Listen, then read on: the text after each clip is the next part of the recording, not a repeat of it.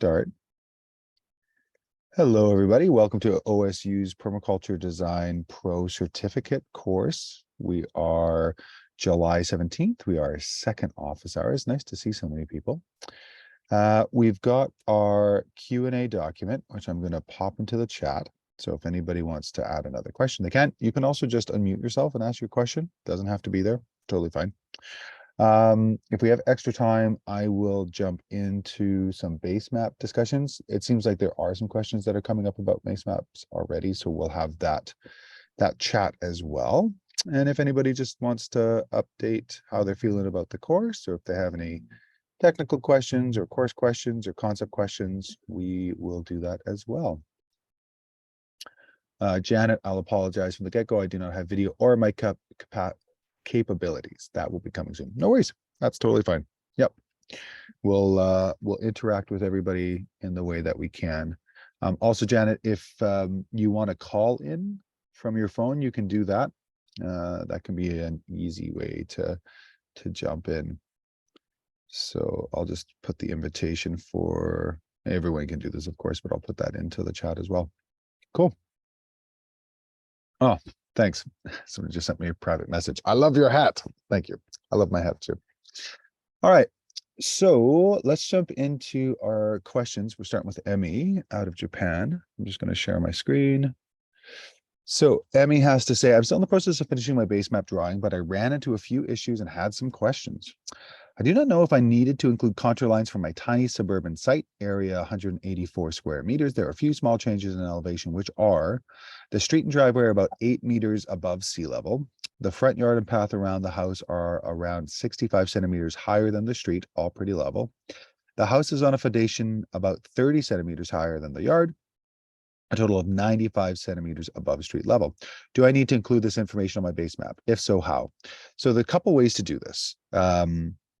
Well, let's pull back. Let's talk patterns to details. So basically, when we're talking about elevation changes could influence a couple of things on your site. It could influence overland water flow. So if the soil becomes filled to the point of what's called field capacity, which is where there's still interstitial airspace. So soil is a terrestrial environment. It needs to stay terrestrial so that way it can survive. So all the little microorganisms and critters can stay alive. If we move past that point, which is called field capacity, where there's still air, so that way those terrestrial organisms can breathe, we move into what's called saturation, which means every single open space within a soil is full. So it's kind of like putting ice into a cup and then filling it up. That ice would represent the soil PEDs, or the soil molecules, and that water would fill it up completely, and all of the fungi, bacteria, protozoa, nematode, microarthropods would die because they're not aquatic. So once that fills up, then we'll have what's called overland flow. And depending on your soil type, or overland flow may or may not be an issue, because if you have like sandy soil or gravel soil, there's going to be a high degree of what's called infiltration or percolation. And so the water is going to suck in and it's going to drain out very quickly. So an elevational difference, I'll just ask everybody to mute themselves, and I will mute everybody as well. There we go. So elevational differences on a property, even if they're minute, because once you start to have elevational drop, water will find the slowest, easiest path. And pardon me, it'll find the easiest path. It won't find the slowest path. It will always find the easiest path, which is where you get things like channelization, and water then will speed up and go fast. It'll move. So over 95 centimeters, which is, I think, what she was saying here. Yeah, total of 95 centimeters.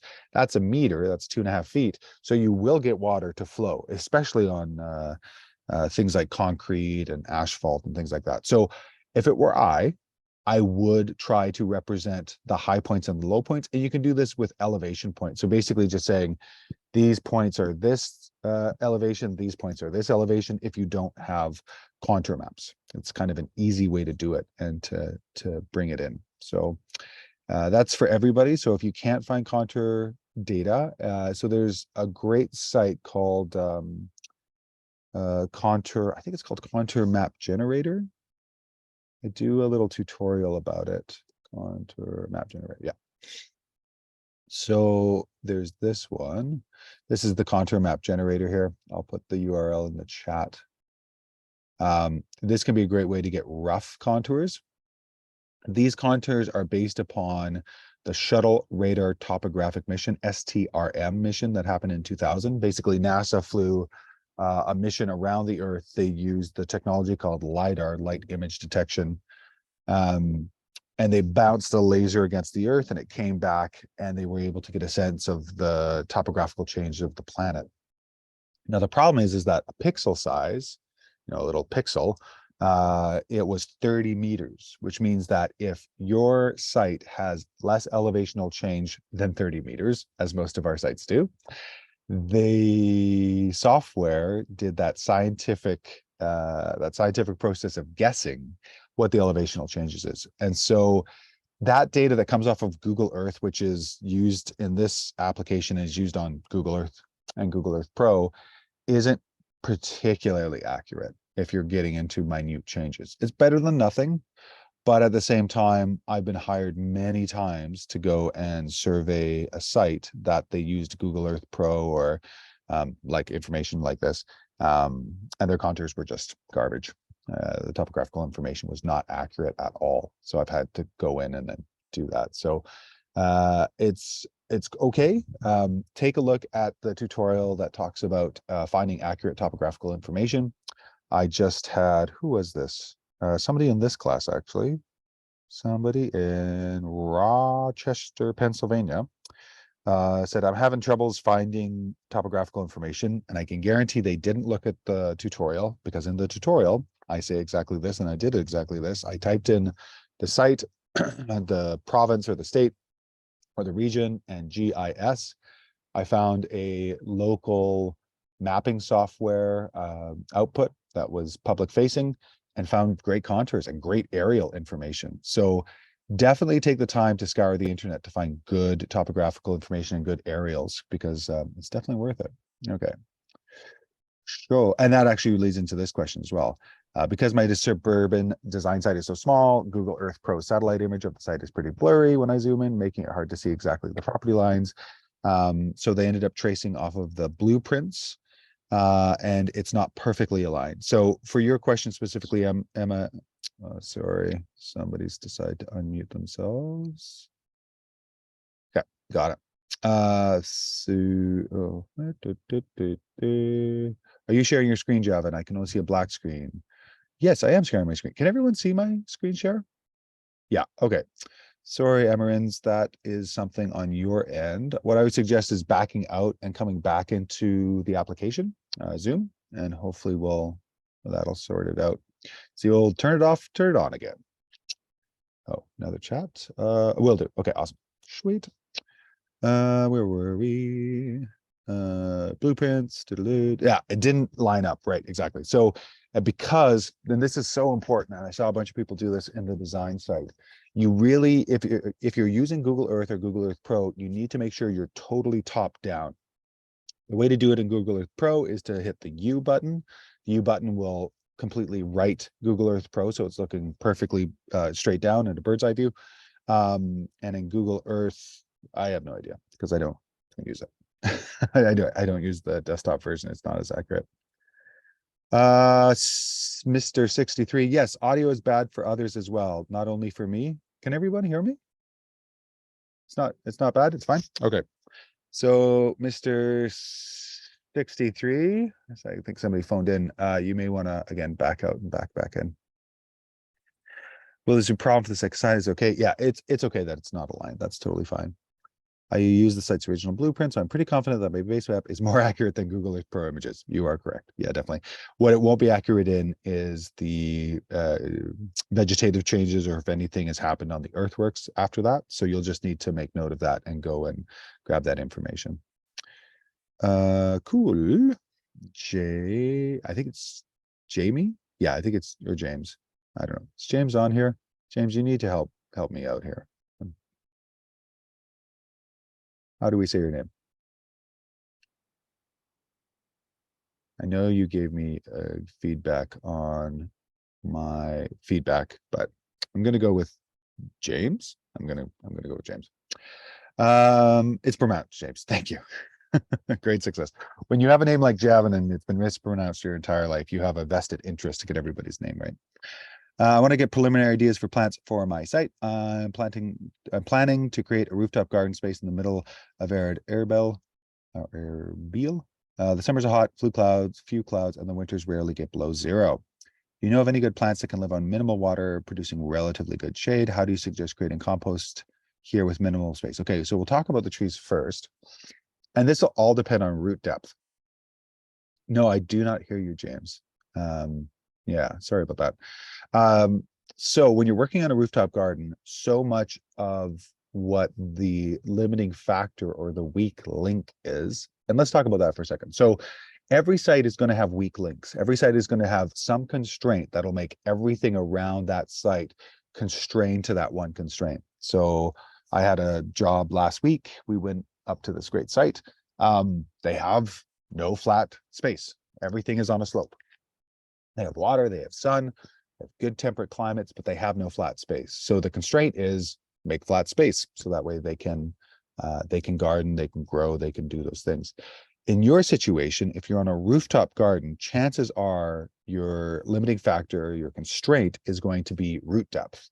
And that's actually more important than pretty much anything else. So if you can, feel free to either put it in the chat or in here. Can you tell me a little bit about the rooftop root depth? I know olives will do okay in shallow roots because they do okay on rocky soil. Day palms are going to be too big. Bougainvillea will be fantastic. That's probably going to be the plant. Mulberry roots are also deep rooted. Figs are less so, and pomegranates are less so as well. The plant that I want you to play around with, though, would be moringa, probably Moringa oleifera. Problem with that is you'd have to increase the water holding capacity of your soil, but it produces a brilliant shade, so you can be underneath it. I imagine you're doing it to create an overstory for other plants. How do you suggest creating compost here with minimal space? Okay, how minimal? And the reason I say that is you kind of have two options. If you're creating compost out of your greens, your browns, and your nitrogen, you have to work with a minimum meter square, a meter by meter by meter, or 2.5 feet by 2.5 feet by 2.5 feet. That is that special number, that special volumetric number that will allow for the decomposition to take place. It'll allow you to take composting temperature. Once it gets to 58 degrees, you have to turn it. The inside has to become the outside. So you take the outside off, you put it in the center, the inside becomes the outside, and then you let it go again. You have to monitor and measure for moisture. You're always looking for that sort of perfect, fresh out of the oven cake that is moist. Like if you actually squeeze that cake, you would get like a drop of moisture out of it. And that's always what we're looking for in terms of our moisture. So if you have that space to do a meter by meter by a meter, that would be ideal. If not, once you move underneath that volumetric, you end up getting problematic results, let's say.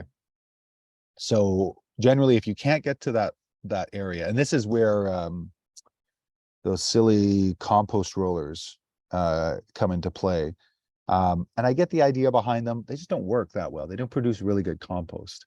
So I think we did the volumes of them once. I think it's like 1/3 of a square meter, something like that, cubic meter.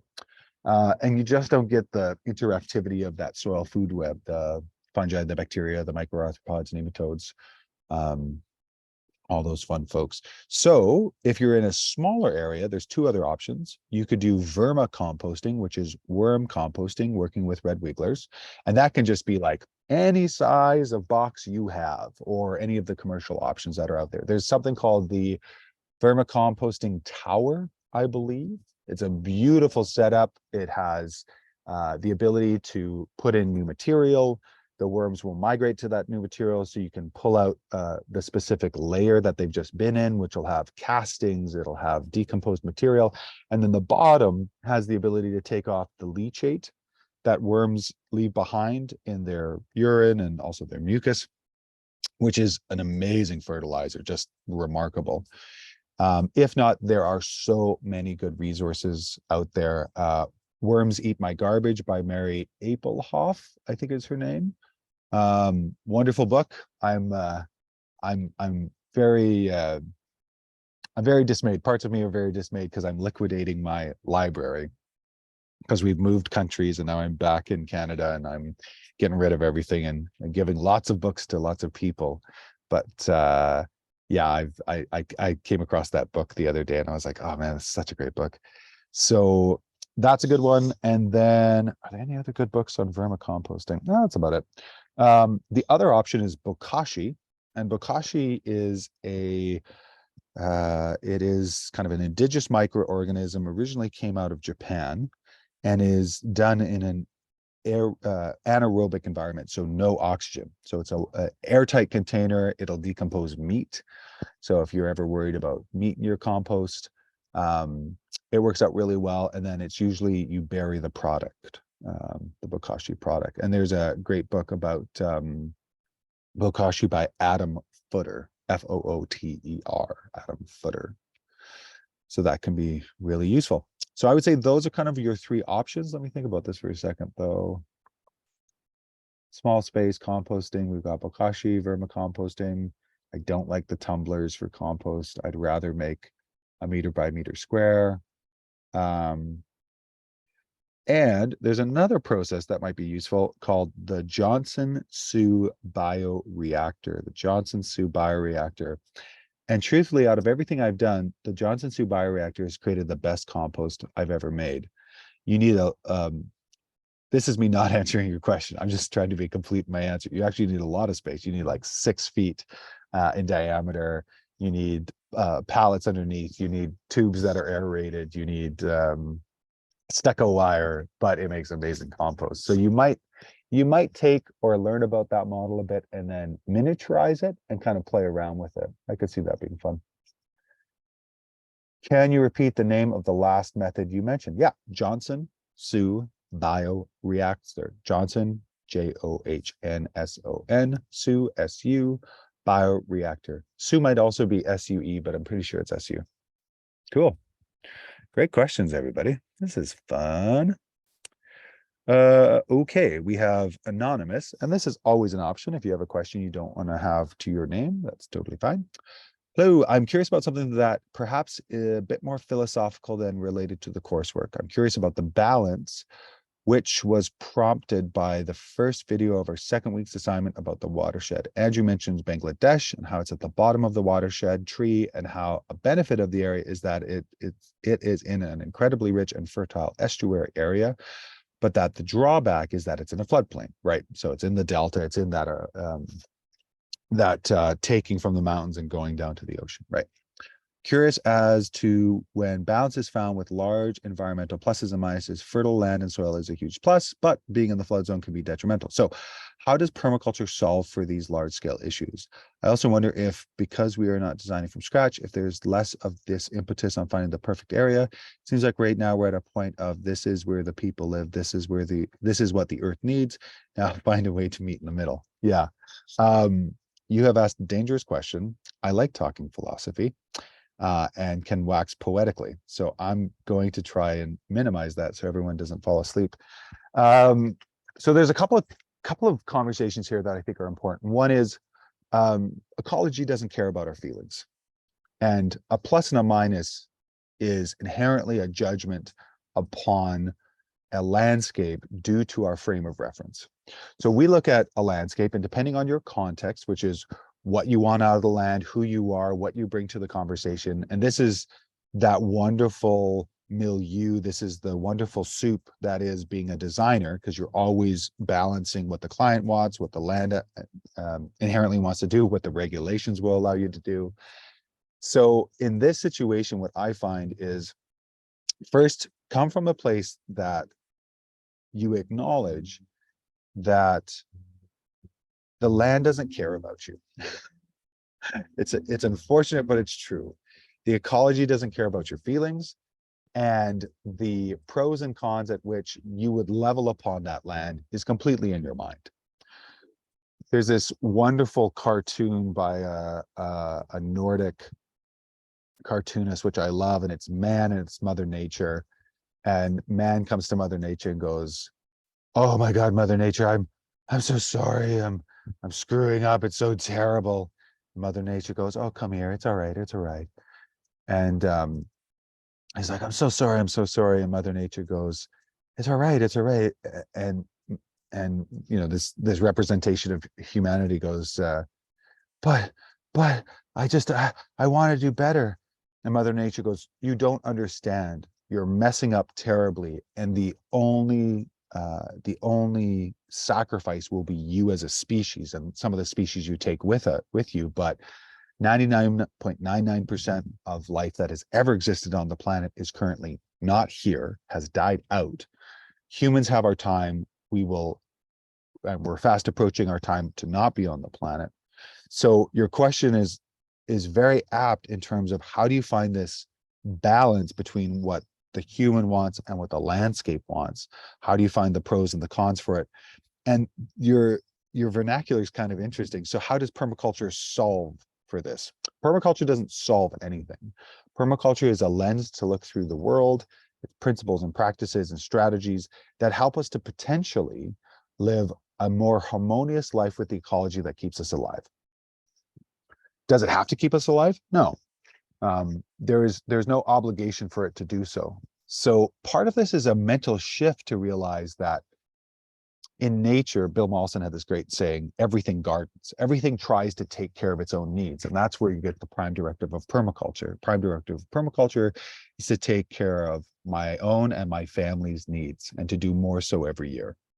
So in that situation, if you live in a floodplain, that also has all of this material that's coming down from the mountains through different types of erosion processes and capabilities, is to intelligently find a way to meet the majority of your needs in that area. So in that situation, if it was an active floodplain, it flooded routinely, this is where and why we have such a conversation in this class about what is the indigenous practices or processes in your area.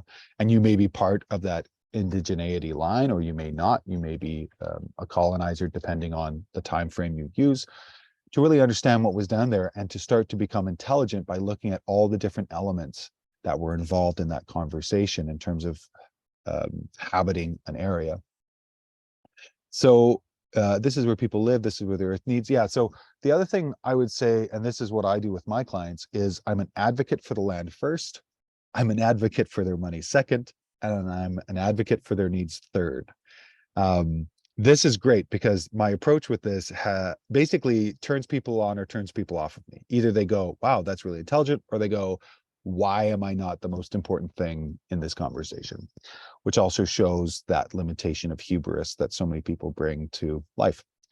But in this situation, when I take a look at a site, I really want to understand what would happen if there was no human habituation here, if we did nothing, and how can we harmonize more so with that than with what our big brain is trying to apply onto the site and kind of wash it out with. This also means that there's less work. So a lot of permaculturalists and a lot of their instructors suffer from a terrible affliction called out of zone-initis. It's a bit of a joke because so many people want to apply something that doesn't fit to a landscape. They've seen a herb spiral and they're like, I just want to stamp my land with a herb spiral, or I want to grow peaches where I shouldn't. And they end up taking up the effort and all the rest of it with that conversation. And really what I want to do is I want to have the hits. I want to have things that are quick and easy and simple and low maintenance. Usually with that, we lose visual delineation. So a lot of the critiques of permaculture is, it looks messy. That's right. That's what ecology looks like. Ecology looks a little messy. It doesn't have perfect rows with little signs that tell you what each individual specimen is. And it takes time and literacy to look at a landscape and really sit with it. I'm in this beautiful space right now. There's another instructor in the course called Jamie Wallace, and he's got this beautiful space. And like, I'm looking at this right now. And if you look at this, hold on. Yeah, this one. If you look at this little area here, there's about 25 separate species, but it's just green. So you've got like nodding onion, you've got grape, low below, you've got some wild carrot, you've got some plantain. You know, you have all of these amazing plants, and it takes time to build literacy. Hold up, somebody's decided to unmute themselves. All right. You have all these amazing plants, and it takes time to build that literacy. And so part of that is slowing the heck down, sitting with ecology. If you're an urbanite or a recovering urbanite, being in natural settings and just being present and allowing your eyes to shift down into a much lower facade state. A facade is the way the eyes move. They have these little jerky movements. And what happens is, when studied, when we move into nature, there is a lower facade rate. It's not as jittery, but on the other side, it becomes more focused. So there's a higher direct connection to the brain, which is pretty fascinating. So what am I going to wrap this up by saying is that there's always going to be pros and minuses. They are created by the human mind. You're going to bring a certain agenda to a site, like I want to live here, or I want to grow my food here. You're going to have to become aware of, without becoming emotionally involved in, the ecological processes that are there before you arrive, and be conscientious about what that is. And I'll finish with this story. I don't think I told this story to you guys. A couple of years ago, I was asked to, actually, that's not true. I was visiting a site with a friend of mine who was picking up something. And I arrived on site. The property owner, who was a bison farmer, knew of my work and was like, "Oh my God, you're here. Would you mind taking a look at my land?" Be aware, once you get into this work and people know what you do, this is very common. This is very common. They will ask you for your opinion. They will not offer to pay you, but they will ask you for your opinion. So he walks me through the property, and there's this wetland that's kind of cleaving through this pasture. And he says, "Hey, I really want this area to be pure pasture. I don't want this wetland. What would you suggest?" And they'll also think that you're some kind of vending machine. Like, they can ask a complex question, you'll immediately have an answer. So feel free to create a boundary and say, "Oh, I'm willing to answer this question, but I'm going to need some time. I need to do a little bit of a walkabout here. So go away." So he went away with the friend I was visiting with, and I just walked the land. I was just very present with the land and being conscientious of what I was seeing and what I wasn't seeing, which is an interesting question we could talk about. And was walking along, and he came back out. He's like, "So what do you think?" And I said, "Well, here's what I think. This landscape pre-human was a watershed, and it was probably treed, and it was probably, like 10,000 years, 15,000 years before the little ice age. It was probably like date palms. Now, of course, it's into boreal forest, but you have this entire watershed above you that you can't change." This is a lot of the conversations we have in permaculture or regenerative land design. What can we change and what can't we change? So you have this entire watershed above you that's always going to flow and come to this point in your landscape and try to flow through it. That's always going to happen. You can't change that. That's outside of your control. I wouldn't change this into pasture. This is a watershed. This is a beautiful, resilient element of your property. What I might do is accentuate the watershed, and this little wetland that comes through your land, I might bench that wetland so you get more of a riparian effect. And I might plant a bunch of trees at the bottom for you and your family. So fruit trees, fodder, dyes, etc. And then on the top, I might plant a bunch of tree fodder crops for your bison. So that way they have more of a nutritious palette instead of just grass. And he looks at me and he goes, "That might be the most intelligent thing I've heard in," I think it was like 5 years, 10 consultants. He spent $10,000 of people giving him advice. And the last one said, "You should strip the topsoil, bring in a whole bunch of fill in the wetland, and then put the topsoil back up," which is one of the most idiotic ideas I've ever heard. Because you don't change the wetland. The wetland is still flowing down the mountain, and it's always going to flow down the mountain. So just be conscientious that we are observers first within our design process, and we really do need to take a look at all of the different things that influence on a site.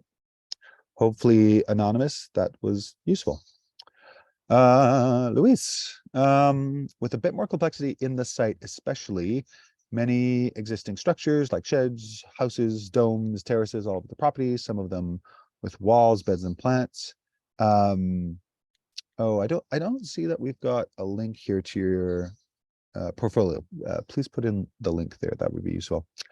I found it very unhandy to draw in Google Slides, especially since there is no layering option. They're wasting many hours of trial and error. I now switch to freeware FIGMA, which I can recommend. Still, there are some questions. Due to lack of experience, I find it hard to illustrate the site in a clear and useful way without looking too crampy. Could you share some good practices, tips, and tricks on how to make a nice base map? Okay, so Luis, you're going to have to give me your link to your portfolio, which again, everyone needs to do when you ask a question, so we don't have this moment. And that way I can answer this question, because without seeing what you're producing, I have no idea. And outside of the tutorials, yeah, the tutorials are pretty complete in terms of like putting things together. One of the things that I talk about in the tutorial, especially with overstory plants, is using outlines. So currently you'll see in the template, let's go down to the base map. Oh, that's way too far. What am I doing? There we go. Go. So one of the things that we've given you with the base map is, let's move everybody over there. We've given you these little design icons. Now these design icons you could increase the opacity of it if you have multiple design icons that are overlapping, and that can help to create some transparency so you can see through lower layers. The other thing you can do is be conscientious about line and line weights and line styles. So dotted, semi-dotted, dot dash, dot dash dash, dash dash dash dot, or wavy lines, or any other sort of line style that can indicate differentiation between different elements that can help to create different layers. The other option is you can create a multiple layer base map that has all these different elements. And then you have the layers turned off and on when you take your photos to bring it into your portfolio. So you give the full one, and then you have different layers. The other conversation, which I go into in the base map tutorial, and then I go into further throughout the course and tutorials, is do close-ups. So if you're focusing on an area, punch into that area, enlarge it, and then just make that the specificity of what you're talking about in that conversation. That can be super useful as well. Okay, just checking into the chat. Mr. 63, sorry, Javin, unable to hear you right now. Happily listen to later on YouTube. Yeah, no worries. And Helen, that was my cue. Forgot to put my name there. Thank you for the real talk. Yeah, no worries. Yeah, I want to make a comment on that before I go back to the base map. One of the things I came to realize after my 15 years of working in permaculture is there is a lot of pie in the sky. Permaculture is the savior to everything. Permaculture will create a garden that has no maintenance. Permaculture will slice your bread. Permaculture will make you coffee. Permaculture will give you a halo and wings. It is a tool in your toolbox, depending on what you decide to do. Larry Santoyo said it best: permaculture, you don't do permaculture, you use permaculture in what you do. So what do you want to do? Do you want to become a land designer, a rainwater harvester, you name it? This idea of holistic thinking, of integrating all these different elements and putting them together. Permaculture is really good at developing this idea of the permaculture goggles, or the permaculture lens. So when you're looking around things, you're just seeing opportunity. You're not focused on the negative all the time. And part of that is our society and our culture. Our society and culture is very interested in what's called negative scanning, scanning for what's negative, scanning for what's wrong, and considering it critical thinking. But critical thinking is holism as a rule. It's about seeing all the elements, all the pieces, seeing how they interact, seeing what the conversation is. And that element of that conversation becomes really important when we start to play around with a multiplicity of site elements and aspects. It's really hard for architects and engineers, as they are currently in their iteration in our culture, to see outside of the boundaries of the site. I once pitched an edible landscape for an aging in situ care home, and I had to pitch them on it. I had to like show them studies that the retention of staff was higher, the happiness of the residents was higher, and they had less problems, and they have less issues, and all the rest of it. But one of the things I found really funny was, on the west side of this property, there was these 3 big water retention tanks that were a holding space for the water system of this town. And they were just smattered with graffiti, and not like graffiti that you could appreciate. It was pretty terrible. And so when I was sitting and pitching to this group of architects and all the rest of it, because they were building this building, I said, does anybody know what's west of this site? Because I was curious. And they all said no. And it was one of those moments where you realize that holistic thinking or holism thinking is kind of a superpower, because you're looking outside of the site and you're going, you're going to have problems selling all the units on the western edge of this complex, because they're going to look out on big gray um, concrete cisterns with terrible graffiti. And one of my design suggestions was to create a privacy screen, multi-factored privacy screen, so that way you were looking out into flowering trees that attract butterflies and birds and all the rest of it. And while they didn't decide to go with me as a designer or an implementer, they did take that suggestion, and I went and saw it a couple years later, and I was like, oh, that looks very familiar. So yeah, just be conscientious about that. So back to this question about base maps and making them clear. So I pulled up, oh, this was, I think this is Emmy's. Yeah, this was Emmy's. Yeah, I have to say as well, your base map is already looking really good. One thing I would say though, and I'm kind of all over the place, but that's part of this. What I would say, Emmy, is try and make this as large as possible. So try and claim as much space on the slide as possible. So if you have to like move everything over, move this over here, so that way you can kind of take this sort of square space like this, I would definitely do that. You'll find future Emmy will thank you, because you'll be taking up more space within the site, and it'll just make designs. And this is a great example as well. You'll probably do some punch-ins, because you're not going to do much around the house, but the house occupies a huge portion of the lot size. And this is true in most large Asian cities, because there's such small lots and you maximize it for the house size. So you may want to punch in on this side or this front side or this back side, and just have these as close-ups in that conversation. So the question was, back to this, can you elaborate on some more outlines, some outline resources with templates and examples for more elaborate map layouts? Can you recommend some online resources with templates and examples for more elaborate map layouts? Yeah, so we've got like, I think we've got close to like, I don't know how many, but we have a ton of resources and examples in the previous student examples. So what I would say is find like-minded examples, either in scope or country or whatnot. These still have to be entered. This is just from the last class. And take a look at them. Just go through different elements. I think Jae-yoon did a good job. But basically in this template, you're going to find that if you go over to final week or different elements, I'm still filling out that one, but like brilliant cross section, things of that nature. And a lot of the ones that ended up here are here because they had good final designs. Let's see if Jae-yoon was one of them. Oh yeah, brilliant. So this was Jae-yoon's. Very simple color scale and scheme. The one feedback I had for them was the coloration here. The coloration was a little bit light, and you really be conscientious of contrast. So you can see here, this coloration of this title is hard to read on the back coloration. So while this idea of doing semi-tonal colors for our highlights or for titles is a good idea and is very pleasing to the eye, I would just go deeper into the color spectrum, make it a bit darker.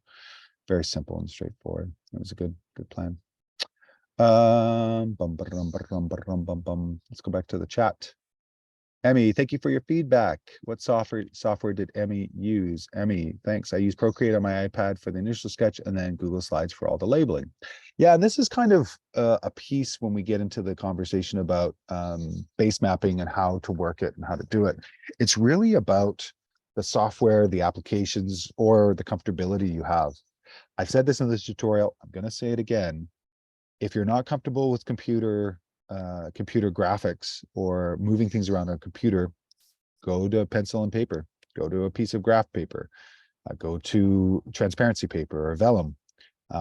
You know how to use a pencil, you know what paper is, use what you know and develop your designs that way. And it tends to become an easy conversation. The one thing I will say though, is if you do that, either use a flatbed scanner, or if you're using your phone, make sure it's directly overhead and it's lit like the sun. Like you have to have a huge amount of sun or light that comes onto drawings if you take photos, and that has to be completely overhead and it has to be very bright. Do not take photos of your drawings at 10 p.m. at night, because that's when you finish and that's when you're submitting. Don't do it. What'll happen is it'll come to me, I'll tell you to redo it, and you'll have to redo it anyways, because what'll happen is there'll be too much noise in the photo and it'll be problematic. Lucas, do you use different software for designing versus doing a present to a client? In my industry, we build in both and transition depending on the audience. Great question. Yeah, great question. So I do. So generally, I'm using Morpholio Trace, which is an iPad application, which does not have an Android option. And I'm usually doing all my rough designs and sketches there. And up until usually when I get a conversation where it says, yep, we're happy with that, I'm sticking to Morpholio Trace. I've used Google SketchUp. I've used Inkscape. I've used Affinity. Affinity is a Adobe clone, and it's cheap and it's great. So if you don't want to pay Adobe prices, but you want Adobe caliber and ability, that's a good option. I've used Google Slides, and actually really like Google Slides now because of its simplicity. One of the things I've come to learn, and it's actually funny because I'm doing it twice this week. I'm trying to get clients not to pay for a beautiful design and instead pay for installation. What this means is these clients that I'm just about to go and work on, we've been working for 5 months. I'm pretty clear on what the design is. We've got a site visit to confirm. I'm going to pop up the drone and take a couple of aerials. It's really nice to have before photos in aerial. So taking the drone up and doing a couple of different angles. They haven't decided what they want as a final deliverable. My normal deliverable right now is a Google Earth Pro concept design for the feasibility study stage of my process, which means they get a ton of information, they get a ton of placements, they get general kind of conversations about speciation and whatnot, not like this plant right here, that's detailed design.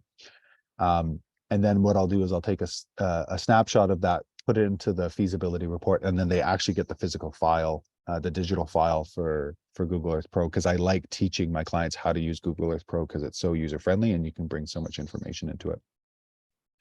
For rendering, it all depends on the client's outputs. So I worked on I think it's on my website. I worked on a drug and alcohol rehab center, massive farm, lots of moving parts, and they needed to be able to have something very visually accessible to sell it to the board.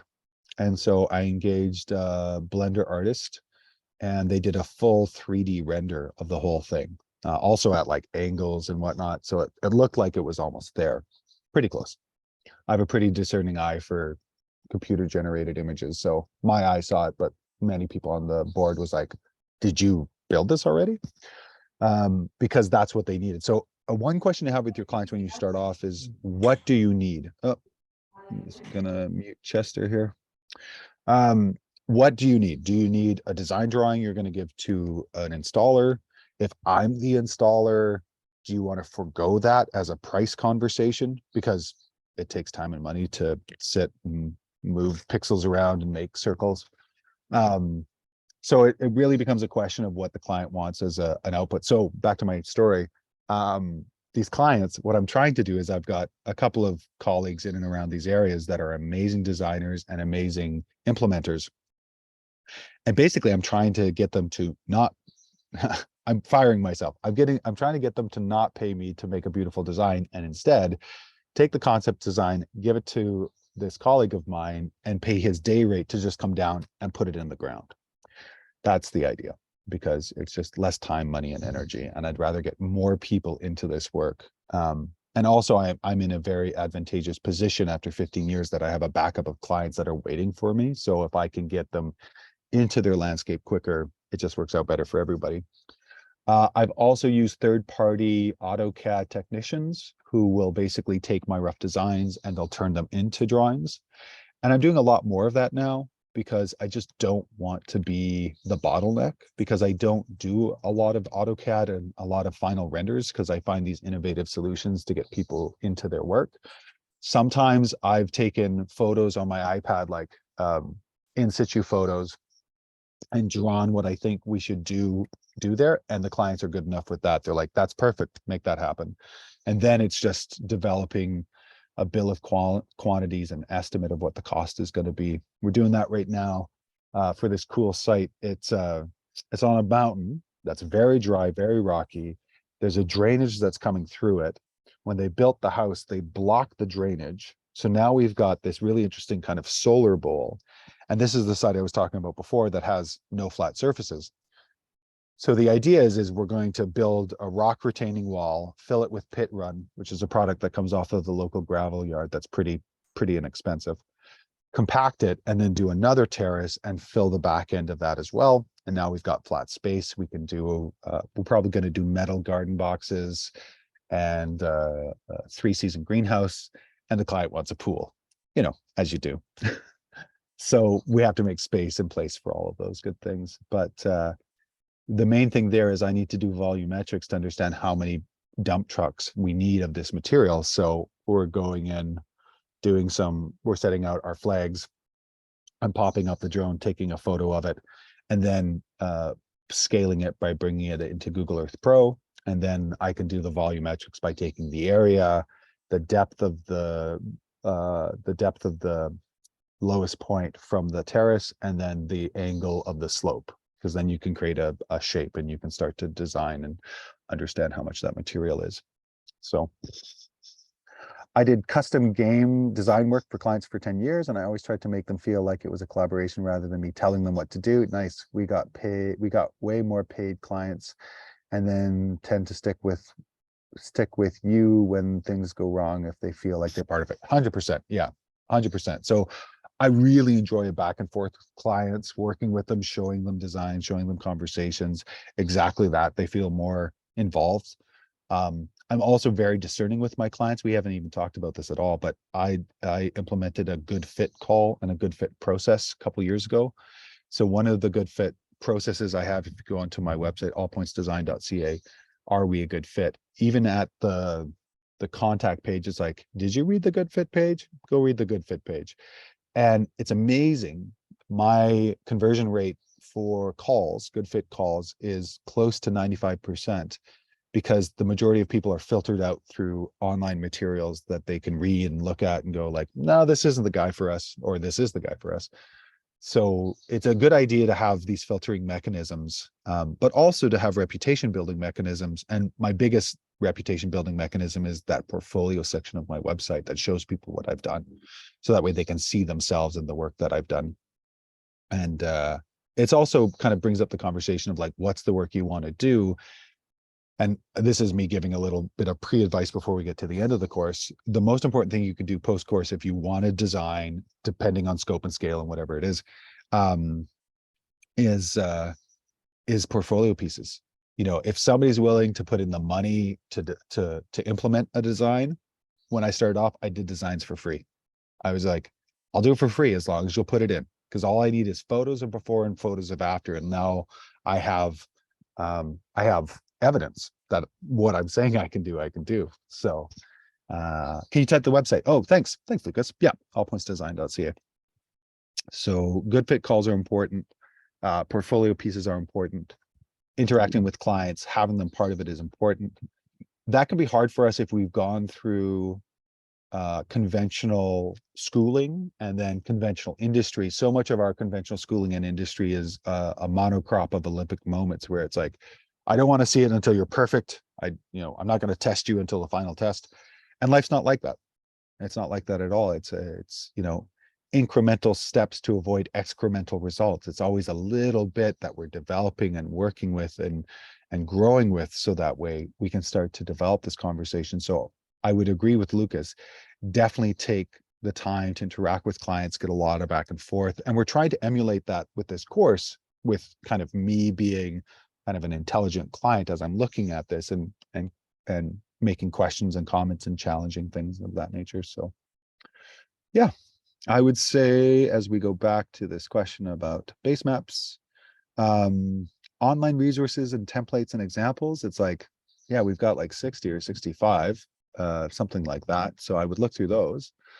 Practice and tips about how to make a good base map. Yeah, so again, the tutorial goes through a lot of this. So, and I'll just say this, and I'm not sure, Luis, if you've done this or not, but definitely look through the tutorials first, because chances are you're going to find that it's going to answer a lot of the questions in short order.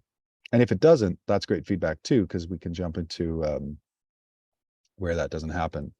So I'm going to bring up this base map that I did for the course. So this is my folks' place over in Calgary, Alberta, Canada.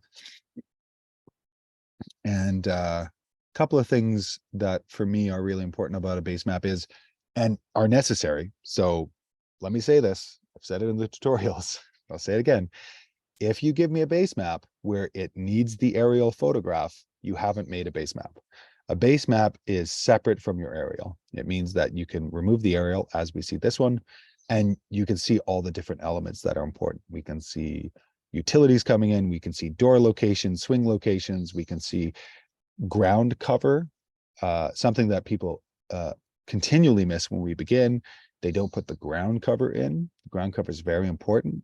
I've taken an extra step and started to label out the different vegetation here on this map. You don't have to do that for the base map, but definitely keep it in mind to get it in as quickly as possible. And basically, when you're looking at this, you can really see all the different areas and sets. And this is a great example of what I was talking about being transparent. So what was P? Oh, is a poplar. So we have a populous species here. It's transparent, so we can see the building underneath, which is a shed. Could we make this even more transparent? For sure. Could we make it just an outline? For sure. It'll just all depend. You have to play with it and look at it and go, is this legible? Can I read this? Does this make sense? And you can just do black outlines and then work with hatching and cross shading. Unfortunately, Google Slides doesn't provide that. But again, remember, Google Slides is free. It'll teach you the basics about moving shapes around. And as I said in the tutorials, and as I said in the writings, this is not a class about rendering. This is a class about thinking. Your rendering skills will likely come after this class as you start to develop your skills, which will take somewhere between 1 year and 3 years, depending on how much repetition you have. The most important thing you can have is repetition. You need mileage under your pencil or under your mouse. You need to do as many designs as you can in quick succession. And you'll also find how you work. So I don't like having multiple designs at multiple stages. I find it confuses my brain and I don't like it. So generally I work on one design at a time. And every once in a while, there's great opportunities where I'm helping to design a sustenance garden for 60 Indigenous elders halfway up British Columbia in the Zenny Wet'suwet'en or the Honey Wet'suwet'en area. And it just came along and it was a great opportunity and I just wanted to do it. So, sometimes it layers up, but generally I like working with one client at a time. For me, that's really useful. I'm gonna check the chat here because I'm seeing some things. Have an issue with the base map design. The place I'm developing doesn't have any information on contours. It's very remote. Nice, Amarins. Yeah, well done. Good to put that on there. I'm working on a barren land which does not have any structures or trees. Is it okay to work on it? Yeah, for sure. So basically, if there's no structures, no trees, just take note of the vegetation. And if the vegetation changes halfway throughout the base map, just make sure to change the color or the shape or the cross hatching. So that way it shows as it's different. And then be conscientious if there are any utilities that are close by. Is there any exposed rock? One of the things, because I'm back visiting family and friends in British Columbia, Canada, and I'm on all these little Gulf islands, and they all have bedrock so close to the surface. So a lot of what we're doing is mapping bedrock and kind of showing where that bedrock is and where there's soil. So yeah, totally fine. Barren land is perfect and great. And a lot of sites, they start barren and flat, and it kind of leaves the imagination to work on it. So yeah, HP, that's totally fine. Yeah, very good. All right, folks, we got 5 minutes left. Any final questions, comments, queries, quotations? Anything at all? Really helpful. Thank you. You're so welcome, Helena. So Chester, I only extracted info up to what I can see in Google Maps. Okay, so that's not something's wrong there. So contour map generator will produce contours of which you can then take an image of, and you can bring into Google Slides and you can trace them. So yeah, I'm not totally sure what you're saying, mate. You may have to give me a bit more info. Any other thoughts, questions, comments, queries? How's the course going? Good? Bad? Are you regretting your decisions? It happens. Yeah, Chester, there's definitely maps in your areas. So Chester, what I will say, because 4 minutes is not enough time to do this, send me an email and we'll set up a Zoom call. I think you're in a different time zone than me. We'll set up a Zoom call and we'll go through it together. I'll record it and make sure that oh, you're Eastern time. Okay, cool. Where are you, Chester? Feel free to unmute if you want. That's totally fine. Queens. Oh, Yeah, hello, Javan. Yeah, hey, how's it going? I'm in Queens, New York, but my farm is on the other part of the Yeah. Okay, so where's your design site? My design site is in the Philippines. It's in the Philippines. Southernmost. It's a very remote area in the Philippines. Yeah. Okay.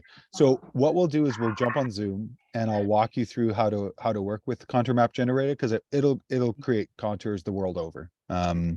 Or you could take a look at the tutorial where I go through it first, and then if you can't figure it out, feel free to reach out to me and we'll go through it. Yeah, I need help for that. Actually, that's what I'm stuck to it. No worries. I got stuck to it. Other things I know how to figure it out, but that area, because I only relied on Google Map and it only gives me a contour when I put like the camera of the satellite on a very high elevation.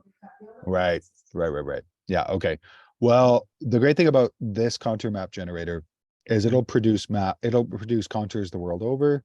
Okay. Again, they're based on, I don't think you were here for this, but they're based on a survey that happened in 2000. And so, the accuracy can be questionable at times. And I think you're pretty forested where you are, right?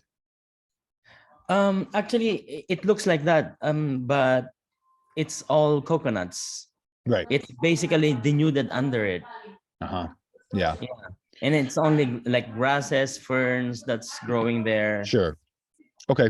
One of the things that I encountered close to 8 years ago is that you can use a drone with third-party software that uses something called photogrammetry, which is the position of the drone in space and time as it's moving along a certain vector and it's taking photos, and you can get up to 10-centimeter accurate topographic information, but you need to be able to see the ground because it doesn't punch through the trees. So once you get into a tree canopy cover, you're basically reliant on LiDAR or doing the survey yourself, which in your area would be tough. So let's send me an email after you've taken a look at the tutorial that goes through that process. And if you can't figure it out, we'll set up a little Zoom chat and we'll go through it.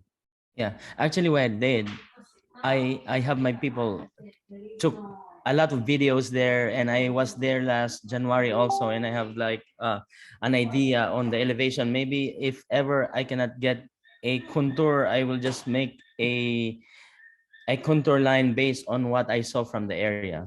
Totally. And the other way to do it is to observe water flow during rain events, and then just put in water flow lines as I talk about in the tutorial, so you can see where the water flows, and from there we can start to interpolate and kind of work with a sense of what it is. The other thing that's really important to note is that your map is your map is never going to be perfect in terms of its implementation.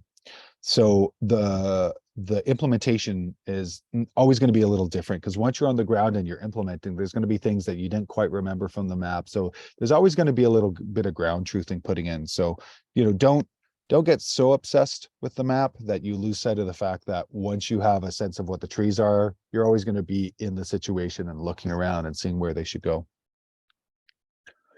Thanks, Chester. Lucas. Thank you so much. Yeah, you're welcome. Lucas, photogrammetry also goes nuts if the lighting conditions change mid-capture. 100%. I've had that happen. It's a very fun moment because you do it again. Yeah, generally you're best off to be in pretty overcast light. Full sunlight can blow out certain areas and kind of make it hard for that photogrammetry to capture. That's totally true. All right, folks, 11:01. Well done. Great to see everybody. Great to hear from everybody about how the course is going. And yeah, a couple folks have emailed me, which is great. Again, if you're having problems, if there's something you're not able to figure out, or you've gone through the tutorial and you're like, I'm just not getting it, no problem. Feel free to reach out to me, but do take the time to try the tutorial first, so that way I'm not just repeating myself. Have to peace out from Helen. Thanks everyone for great chat and questions. From Chester, so happy and excited about this class. Yeah, it's a good one. It's a real good one, I'll say.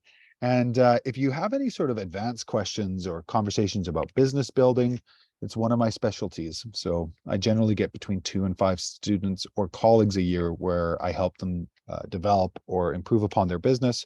So if there's questions about that, feel free to bring it to office hours. And it's a pleasure. If you want to unmute as you say goodbye, you're welcome to, but we'll see you all in 2 weeks. Thank you. You're welcome.